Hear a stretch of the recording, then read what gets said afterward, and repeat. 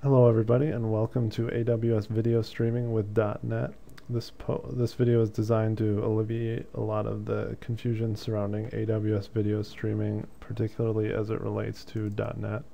Obviously there is some documentation out there on this topic, but while working on a couple projects of my own, I found a lot of it to be fragmented or confusing, especially as it relates to authentication or signed URLs and that type of thing. So hopefully this will serve as sort of a complete walkthrough for you on this topic. We're going to be looking at streaming with both HTML5 and Flash as a fallback for older browsers like Internet Explorer 8. So with that said, let's get started. The first thing you're going to want to do is go over to aws.amazon.com and just sign up here for their account. You should be able to do this all with the free account. They're just going to ask you for the usual information and all that. So once you're finished, you head over to Visual Studio, and I'm going to say new project, and we're going to be using an MVC3 project for this. You could obviously use MVC2 or MVC4. If you're not familiar with MVC, that shouldn't be a problem. Just follow along. Otherwise, you could also pretty easily adapt this to another technology like web forms or whatever you're using for your project. So I'm just going to call this AWS for my project name and hit OK. And then choose Internet Applications, so we have kind of a starter template to go off of and we don't have to build out the whole site structure. And that's going to load up homecontroller.cs when the project opens, and the other file we're going to need is inside of views home index.cs HTML, and this is kind of the home view for our web page. And I'm just going to borrow some code out of the written version of this tutorial, which hopefully will be available for download alongside this video. So if I paste this over here, the other thing we need to do is I have these 3 sample videos. They're in FLV, MPEG-4, and WebM format. I'm just going to copy those into the project root, which you can get to by just clicking on the project, copying the URL, and then just pasting that in your Windows Explorer. And these are really just some of the most popular video formats for the web right now. So the Flash will be for fallback, like I said before. And after that, you should just be able to run the project, and if everything goes correctly, you'll be soaring through the clouds and ready to go on to the next section. Alright, so after you've got your video running, the next thing we're going to want to do is head over to the Amazon site again, and we'll just click on My Account Management Console, and we're going to want to go over to S3 Scalable Storage over here, and we're going to want to create a bucket, and a bucket is basically just a container for your content, in this case videos, and we're going to give it a name. One thing to note here is you want to name your bucket with all lowercase letters and no crazy symbols or anything. Supposedly you can use capital letters and some other stuff depending on the region, I think with US or whatever, but I ran into a lot of issues with this kind of thing when I was working on it, so to be on the safe side I always just use lowercase.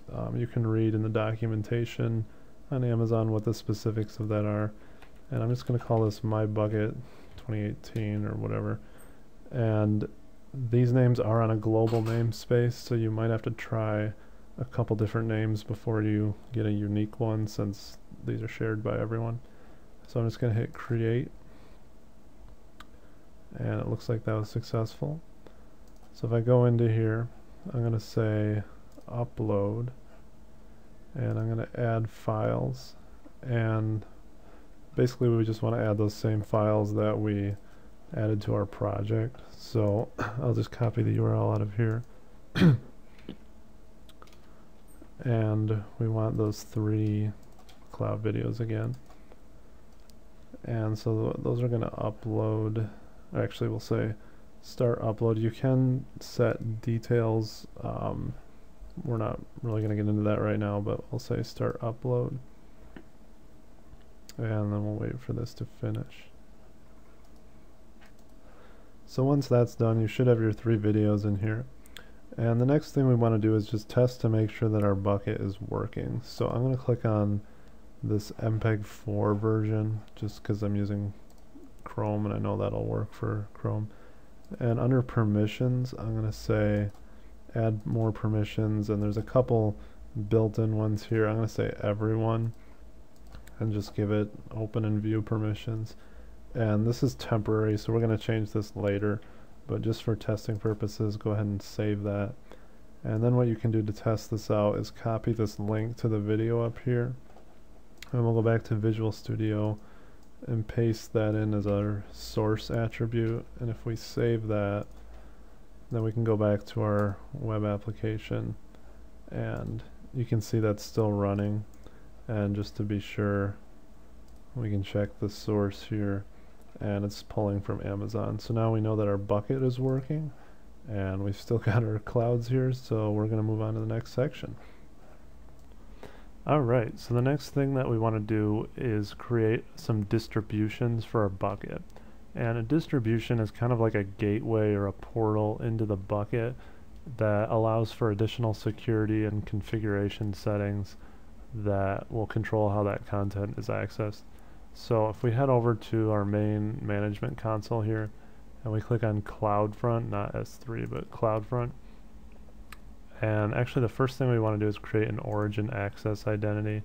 And basically this is just an account that we're going to use that will have permissions to access the bucket. The distributions will use this account, or it's called an access identity, I guess. So we're going to say create origin access identity, and the comment is basically just the name of it. So I'll just call this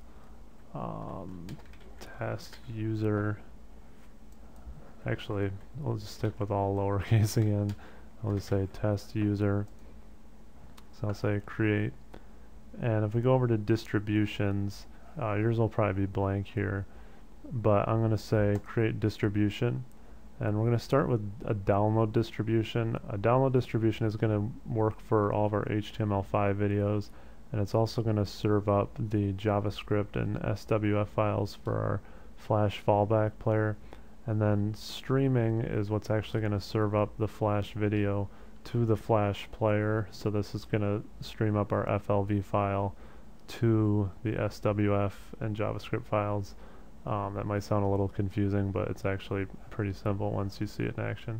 So we'll say download for now, and we're going to pick the bucket we created in the previous step as the origin domain, and I'm going to say restrict bucket access, and we're going to say use an existing identity, and we'll select that test user we've created. You can have it create one for you, but I've run into some issues with that, so I always go create it myself. And we'll say yes, update the bucket policy. And we're also going to say restrict viewer access, and this is what's going to use signed URLs to access this distribution and hence your content. And we're just going to say self as the trusted signer, which basically means this main account that you've created with create everything with will be the signer. And we're just going to leave the rest of this alone for now. This might be something we cover in another video, but everything else here should be fine. So we'll just say create distribution, and you can just ignore this little message here, but if you go back to your distribution, it's going to say in progress under status here. And basically the reason for this is that whenever you create or modify a distribution, it takes like 10 or 15 minutes for those changes to actually apply, which yes is really annoying, especially when you're trying to troubleshoot stuff. I don't think there's a way around this, but if there is, feel free to leave a comment. These other two that are in progress here were ones I had created before this video that are still working, so you can see it can take a few minutes, but this is the most recent one that we just created. So now we have to create a streaming distribution. So I'll say continue, and we're going to pick the bucket we created in the previous step again and say restrict bucket access, use existing identity of our test user that we made, And this, I believe you don't actually have to update the permissions on the bucket this time, because when we created the download distribution, it already gave this identity permissions to that bucket. So we'll just leave that, and then we'll say yes, use signed URLs, and then we'll have our own account as the trusted signer again. So I'll say create distribution, and it's going to show that same message. And now you can see this streaming one popped up here. So these are the two we just created. And so you're going to want to wait a few minutes for this to finish. It'll say deployed when it's finished. And these green icons mean that they will be enabled and ready for use.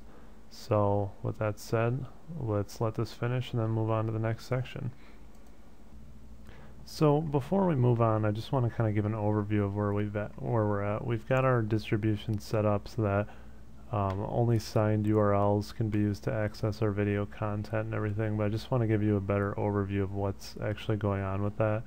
So if we go back to our bucket, and remember that's inside S3, so if we go back to the bucket we created, and I removed the permission on my MPEG-4 video here that originally allowed everyone to access it. And if we go back to our application here and hit refresh, you'll notice the video no longer plays. And you may have to do a hard refresh to see this. For example, my browser had cached this, so when I did a refresh it was still playing. So if you do Control F5, you'll see that it's no longer playing.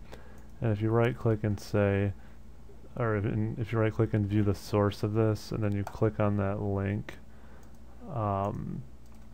it's going to give you this access denied message, and that's because our distribution, in this case our download distribution, is blocking access. So that means we next want to work on creating the signed URLs to access this content. And Amazon has some good documentation on this. It kind of walks you through the parts of a signed URL, and there's all this other information. But basically we have the base URL, which is going to be our distribution name and our content item name. And then we'll have our expiration date and time. So for example, the signed URL can expire and will no longer, the video won't be able to be seen after that time. And this is for canned policies only. Custom just is a little bit different. We won't be covering that right now. And then the other parts of this URL for us are going to be the signature and the CloudFront key pair ID. And so this is a hashed and signed version of the policy statement, which we'll create in a second. We're going to be using a pretty generic one. And then this key pair ID is basically part of the URL is going to be a key pair ID where it's going to match a private encrypted version in your URL to the public version on your account. So basically it's a way of verifying that you are who you say you are. And with .NET, this is a little bit trickier because the file format for the provided private key is in PEM format, or PEM, and has to be converted to XML. So basically right now in this section we're going to work on setting up our policy statement and getting a properly formatted key pair ID, and then in the next section we're going to work on putting all these pieces together into an actual URL.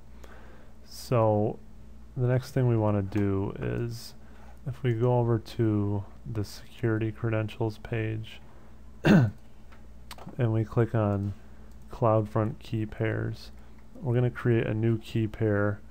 And remember, you can only have a maximum of 2 active at any time. So we'll say create, and we're going to download the private key file. And Amazon does not keep a copy of this for security reasons, so just save it somewhere where you can remember it, and we'll say save, and then we'll close out of here. And next we want to convert this into the proper XML format, and in the written version of this tutorial there's a link to basically this giant block of code that'll do that for us. Don't be completely intimidated by this or freak out when you see this. I know it looks kind of crazy, but it's actually pretty simple what we have to do, even if the code itself isn't that simple. So I'm going to open up another window of Visual Studio here and say new project, and we'll say a console application, just call this PEM converter. We'll say OK, and we're just going to replace all the text in here with that giant block. You can see it's almost 1,500 lines, and we get a couple messages here because we're missing some references. So if we say add reference, and we basically need to add the security reference. So if we look through here, and it's going to be system.security. And the next thing we want to do is go up to line 190, which again, this might seem kind of ridiculous, but just follow along. And we'll copy out this method called process RSA. And basically the way this program works is when you run it, you just enter in a file path to that PEM key that you downloaded, and we're just going to change it so that it outputs the new key into a new file. So I'll just grab the code for that out of the written tutorial here. So this is really simple actually. It just creates a new stream writer, and you just give it the path to where you want to output the file, and we want it to go into this folder here, but obviously this will be different for you. And we'll just call it AWS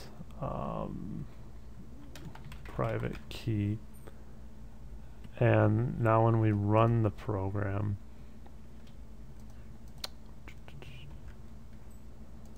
just escape that properly.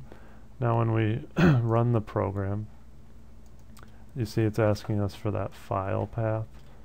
So just copy, actually we can rename this something logical first, so I'll just say private.pem, and then we'll copy the path to that, and we'll say, or actually we'll just say C dev test private.pem, and now when we run it,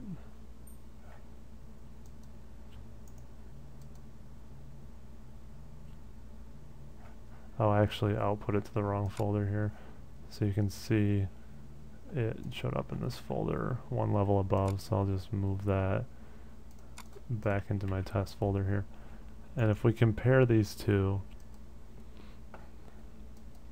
you can see this looks,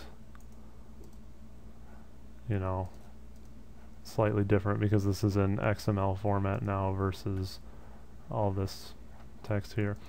So that's basically all we have to do for that. We now have a properly formatted XML key, which we'll use in the next step when we do the signed URLs. And the next thing we want to create is our policy statement. So if we go back over to the written tutorial here, there's a sample of this. And like I said, this is a pretty generic one. So I'm going to copy that out and create a new file here. And I'll just save this where we saved our other keys. And I'll just call this policy statement. And this can just be a text file. And just kind of go over this for a second. The policy statement basically identifies a resource and the expiration time that we talked about before. You can see it says date less than. I've always just left this as a generic resource here. You can specify specific files or resources. I ran into some issues with that, but go ahead and try that out if you want. We're just going to leave it like this for now. And then you can enter the expiration time, but it does have to be in Unix time format. So there's converters out there that can help you with that, but just plug that in there. I think it does create a default value. I want to say it's a day if you don't specify one, but I don't know that for sure. So just look into those two for whatever you want to set for that. So I'm going to save that. And then we've got all the files we need to move on to creating our signed URLs, and we'll be well on our way to finishing things up. Alright, so we're almost there. We just have to create our signed URLs now, and luckily this is actually pretty easy. Some of you more savvy viewers may have noticed that I made a mistake in an earlier section. I actually had this file path without an extension, so this should actually be privatekey.xml. However, the file that I output actually does have the right content, so no worries really. All you have to do is go back in and manually plug in that file extension and hit enter, and you'll be good to go. I already did that, so there we go. And next, we're going to move on, and we need to create our signed URL. So Amazon actually has some really great sample code for this. So if we go to this URL, you can find it inside of the written tutorial. Down here they have all this great example code for creating a canned policy URL. So copy all that, and then below these action results you can just paste that in. Now normally you would probably want to abstract this out into a class, or what, just, you know, separate this a little bit better, but we're going to keep it all in one file just for simplicity's sake in this demo. And below here there's actually some great utility methods that the other method uses, the method that we copied up here. And basically this handles a lot of the conversions and sort of the dirty work for you. So just paste that in. And now we've got all our code in here. The last thing we have to do is just add in the proper references. So I have those in this text version as well. So we'll just copy in the proper using statements, and now you can see all of the code should be running without error. And what this code basically does is has this method called create canned private URL, and all we really have to do is pass in the correct parameters, and we're gonna put that code inside of the action result for index, so the code will run on our home page basically. So if we go back over to this written tutorial again for a code sample, I have this example signed URL, and it's kind of self-explanatory, but we'll go through it. So first we want our download distribution URL, and we can go get that again at CloudFront, and it's going to be the one we just created. Make sure you grab the download URL or domain name, and not streaming. We're going to get to that in a little bit with Flash. So grab that, paste that in there, and then my file is called clouds.mpeg4, but plug in whatever one you're using. Minutes, we're going to leave this. This is just the units that it's going to use for setting the expiration, and then the number of units, so 60 minutes or 1 hour. And then we need our path to the policy file, which we created earlier. So policy statement.txt. We can just copy the URL out of there and type that in. Make sure I spell that right. And then you can just add the @ symbol in front of that to escape it, since it's a file path. And then we need the path to our private key file, which was AWS private key.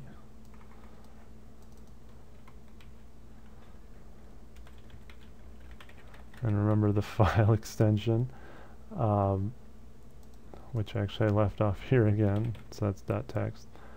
And then we need our private key pair ID to go with this other key file, and you can get that by going back to your security page, and if you go under CloudFront key pairs, you can grab this access ID and paste that in there. And so this method will return a string, which is basically the signed URL, and we're going to save that signed URL to the view bag. If you're not very familiar with MVC, basically the view bag, you can just add values and properties to it, and then they're accessible in the view. Obviously there's more to it behind the scenes than that, but that's all you need to know for now. So one other thing we have to change is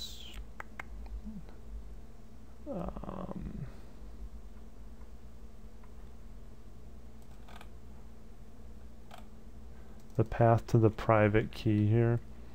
We just have to give it that same URL so it knows where to pull it in when it's building everything.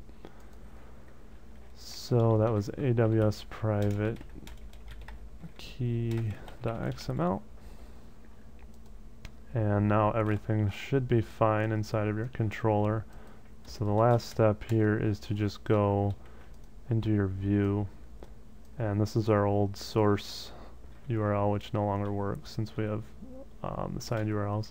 We'll just say viewbag.url because remember we saved the results of that method into the viewbag. And now when we run it, we get our clouds back. And if you inspect this and go into the source and open this up, you can see we've got our signed URL here that it generates, and we've got our key pair ID, and we've got expires and signature. So this, remember, this is in Unicode time format, so it's all there. And just to show that this is using authentication, if we say, or if we grab everything in the query string here, if I can grab this correctly, and then we delete all that, you can see it says missing key pair ID, so it's still giving us an access denied type of message here, which shows that our signed URLs are working. And if we go back here, we should be in good shape. So just another point to mention here, so signed URLs are sometimes used for obviously giving access only to specific people. So in reality, or on a real project, you might want to wrap this inside of the code that authenticates the user if you want them to log in first to see it, or maybe it's like a subscription site or whatever. So this is the code that might go inside of there. Or you can use signed URLs just for security purposes. Maybe you don't want your bucket names visible or whatever you want to use it for, but just some ideas of where you might put this code. And again, you might want to abstract the rest of this out. So really the last thing we have to do is add in the flash fallback, which is a little bit tricky but not too complicated. So if you're ready, we can move on to that. Okay, so we're just about done here. I just want to go over a couple more things, particularly related to cross-browser compatibility, especially with Flash. We'll start simple by just looking at a few browsers that support HTML5 video but aren't going to work with this MPEG-4. For example, everyone's favorite browser, Opera, does not support the MPEG-4 format. I believe this is because MPEG-4 is not an open source or free format, whatever you want to call it. So if we refresh the page here, we get nothing. And Opera does support the WebM format, at least as of this recording. So we can add in an additional video tag for that. So if we just create a new variable here called signed URL WebM and change the file extension to .webm, you do have to run this method once for every type of video because this is actually part of the signed URL. So we switch that to WebM, and then we'll add another viewbag property. Let's call it signed URL WebM equals signed URL WebM. And then if we go back to our home view here, we can add another source attribute or source tag here, and just make sure we get this named right. So the way the video tag works with browsers is that it just ignores anything it doesn't understand. So Opera is going to ignore this and hopefully pick up on this one. So if we go over here and refresh, let's see here. Oh, sorry, we have to rerun this because we changed the controller. So you can see it's still working in Chrome with MPEG-4. And now if we reload this, we get our clouds back, and that's running the WebM version inside of Opera. I believe older versions of Firefox also only support WebM. I think MPEG-4 is supported in the recent versions, but that seems to be changing constantly. So there's some, you can look up online what the current support for that is. The big thing we want to address now is the Flash support. And this is a little more complicated, but Amazon again has some helpful code out there. So if we go out to Amazon, and you can get to the link from the written version of this tutorial, we're going to be using Flow Player for this example. That's a totally arbitrary choice because it's just because they have a free player.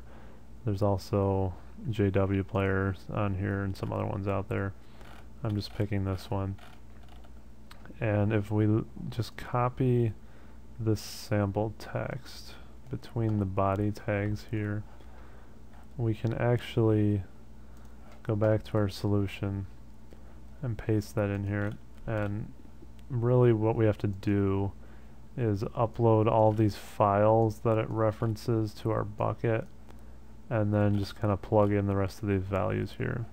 So if you go out to Flow Player or whatever you're using, you're just going to want to download the trial or the free version or whatever, and extract or unzip that folder that you download, and it's just going to give you some files here that we need to upload. So if we go back to our bucket,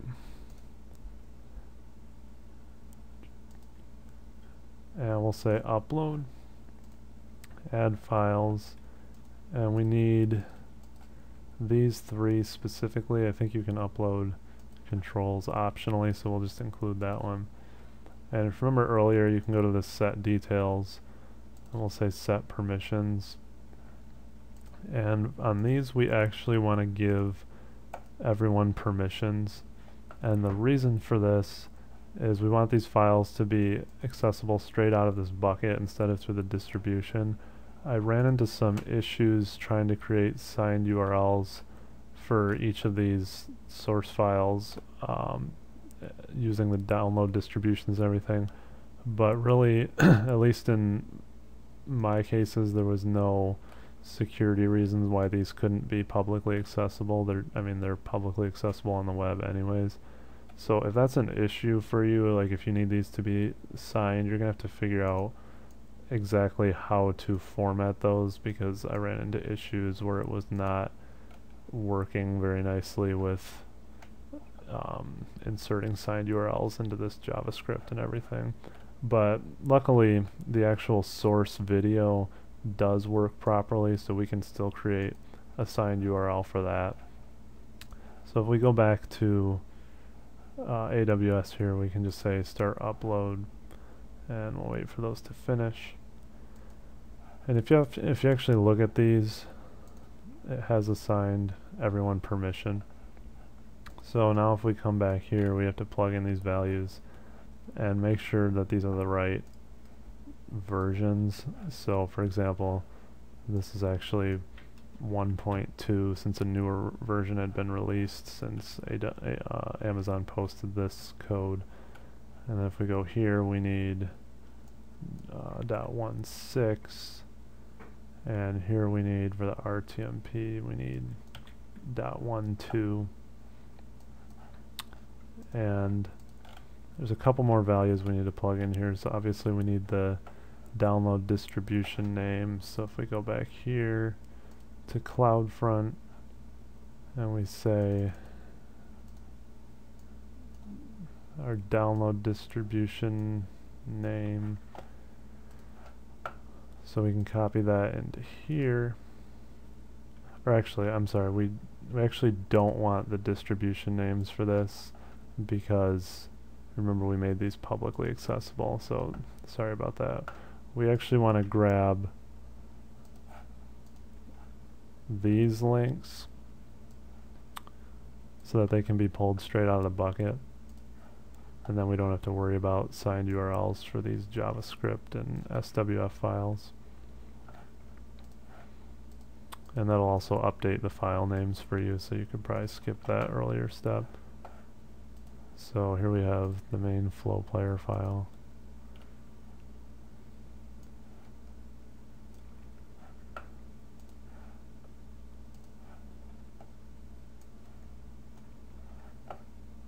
And our RMTP or RTMP file. And then here we do want to plug in the actual streaming distribution name.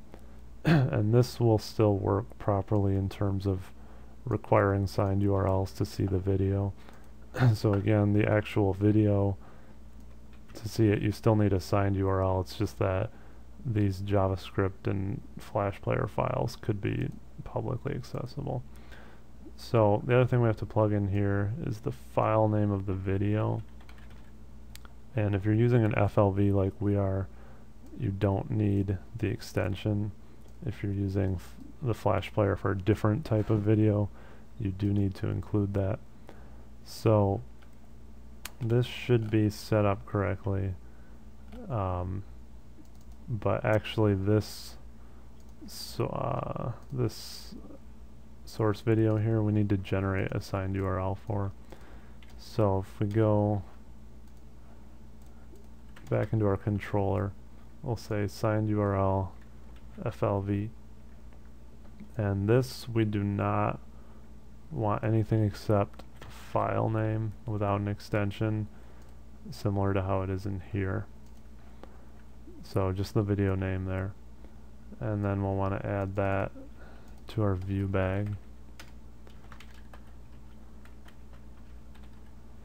And then in here we'll pass that in as well.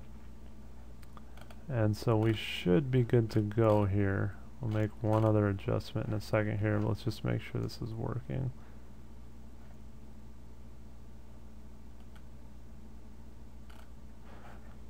Oh, this is actually a bug I ran into, or actually I don't know if it's a bug, but I noticed if you have a self-closing anchor tag here like Amazon does, it causes issues.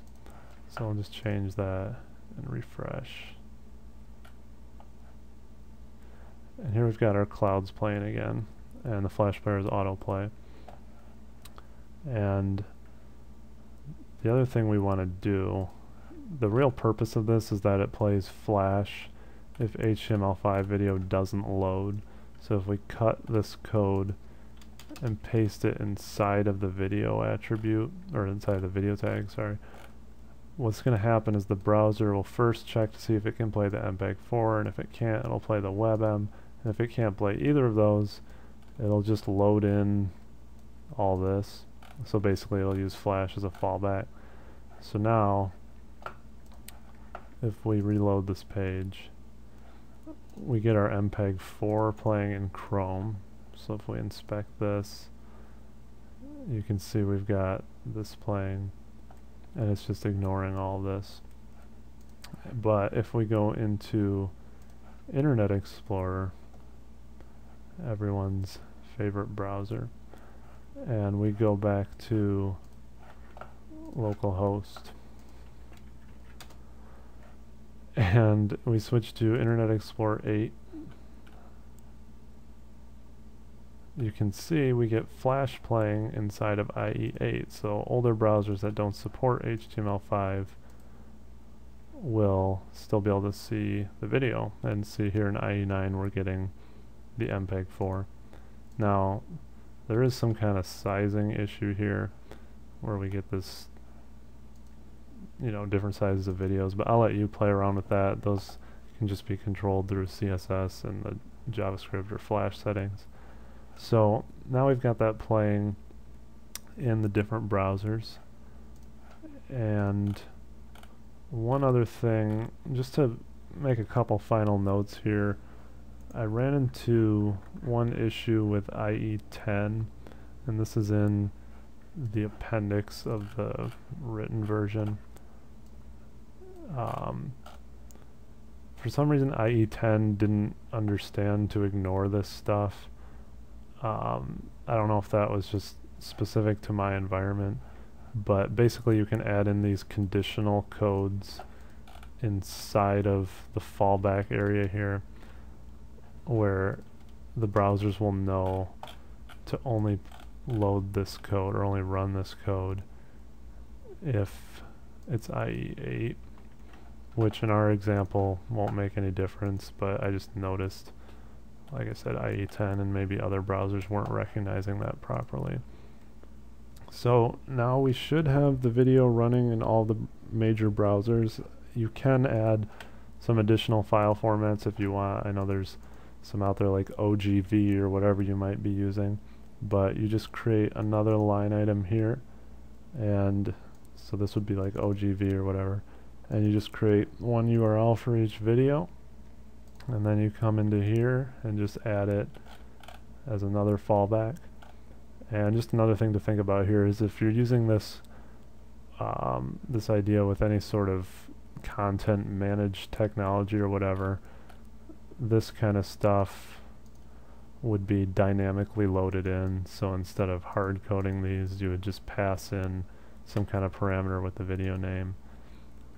There are some other bugs that I ran into when doing this for the first time, but I'll let you read through those when you download the text version. I don't want you to have to sit through me talking about all of those. But other than that, we should be good. I mean, I've got it running in Chrome. I've got it running in Firefox, Opera,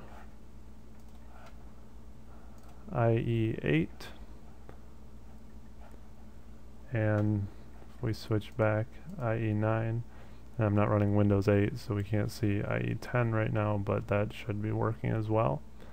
And the HTML5 format should work fairly well on mobile and tablets, so have fun with all this. I hope you've enjoyed watching, and hopefully this clears up some confusion. If you have any questions, feel free to leave a comment, and I'll try to get back to you as soon as I can. Just as a side note, I don't know a whole lot about Flash. I haven't done a lot of development with that. So if anyone has a better understanding of signed URLs inside of this JavaScript and the SWF file and all that, feel free to leave a helpful comment. But otherwise, thanks for watching, and we'll see you soon.